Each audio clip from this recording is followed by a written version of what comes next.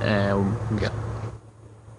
Well, whenever we found out that Francesco had cancer, we weren't really expecting that type of news. It was something that, we were getting ready for a nice wedding, getting ready to get married and start our lives together. And we thought he had been having some kind of medical problem, and that he thought maybe he had it, but the test results came, and 2 weeks after we got married, and we found out he had cancer, and we were just pretty shocked because that's not what you expect to hear, and so we never really got to enjoy the wedding. I mean, we enjoyed the wedding, but not have a honeymoon. We had to, you know, figure out what do we got to do next. So we had to get surgery, and the surgery was a success. We were like, oh, this is awesome. The cancer's gone, and they did a scan, and his parents came in from Chicago for the surgery, and they were with me when the scan came back, and he's still in the hospital room, and we just could not believe that it had spread. We thought that they got the cancer, and we found out the cancer spread to his chest, and so they told us he had to do chemo, and we're like, well, how long? So they said 6 months of chemo, and being a new bride and everything, I was overwhelmed with, the whole we're married now, we're together now, it's kind of different. Then I had to work every day 40 hours a week and go to the hospital. I took off a little time so I could be with him at the beginning of the chemo, to know what to expect. And for him, it was 8 hours a day.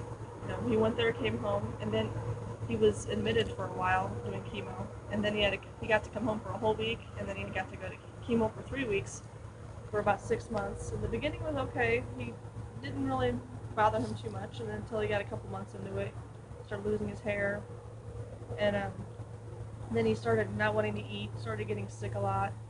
It was pretty hard on him. He just said he just wanted to die a few times because he felt so sick. So it was like they're poisoning in his body. And I was like, you came this far. Don't give up. It's gonna kill the cancer and everything. And he got down to pretty small. He was 125 pounds from 170. you know, so he lost a bit of weight and had no hair, and that was expected because that's what happens whenever you go through chemo. So, we were already knew that that would happen, but it was just you just don't really realize it until it's you. You know people that go through it. You've seen people.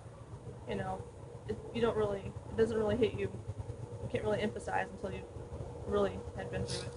And I've always had thought that I was a person that could handle that kind of stuff, and there were times it was pretty hard, and it was so stressful. And I don't know. I kind of tend to get a little. I can get depressed kind of easily, and I don't know. I'm a strong person, but sometimes I was just very happy that we had family and friends that we could, that could be there for us to help us through everything, because it was very hard, like seeing him like that, seeing someone that's sick. It just like breaks your heart, to like be right next to someone, and they know people that are in the same room with them on machines that are like in worst cases. Some of them didn't make it. Some of them were like stage 4, with chemo sitting next to him. He would tell me about those people that he would, and then he'd make it through. He ended up. We found out he was cancer free about almost a year after he had the surgery, and we had a big party.